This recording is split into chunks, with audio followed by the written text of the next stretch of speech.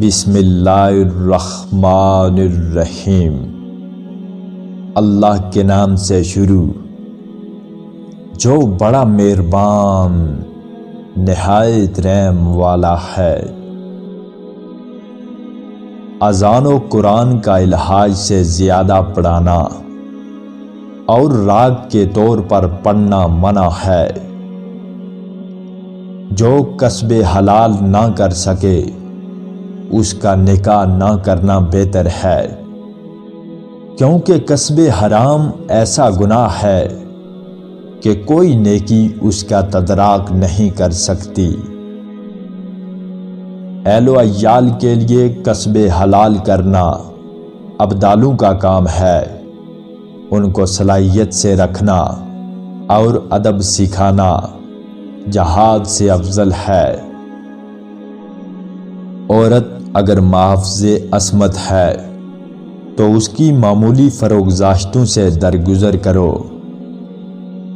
نکاح نہ کرنے والا گو شرمگاہ کو بچا لے، مگر نظروں کا بچانا اس کو محال ہے۔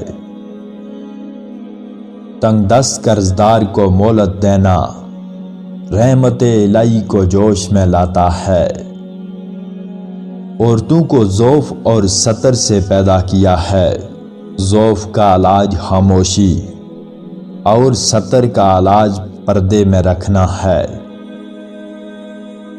برکت کے معنی یہ ہے کہ تھوڑے مال میں بہرہ مندی زیادہ ہو، اس سے بہتوں کو فائدہ پہنچے اور اعمال صالح کی زیادہ توفیق ہو۔ محتاج کو مہلت دینے میں کوئی احسان نہیں ہے، بلکہ عدل و انصاف ہے۔ قرض ادا کرنے کا مقدور ہوتے ہوئے ایک ساتھ دیر کرنا بھی ظلم میں داخل ہے، مگر با اجازت قرض خواہ۔ قرض بغیر تقاضا کے ادا کر دینا قرضدار کی طرف سے احسان ہے۔ جو شخص مال کافی رکھتا ہو اس کے لیے کسب کرنے سے عبادت بہتر ہے۔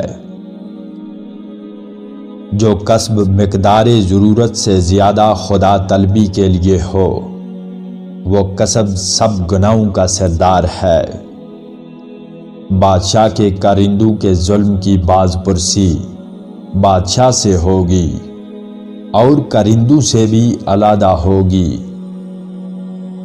اپنے آپ کو سب سے بہتر سمجھ لینا جہالت ہے۔ ہر آدمی کو اپنے سے بہتر سمجھنا چاہیے۔ عورتوں میں ایک قسم کا ضعف ہے اور تحمل اس کا علاج ہے۔ انسان کی دولت طمع اور حرص علم اور دانش کو بھی ضائع کر دیتی ہے۔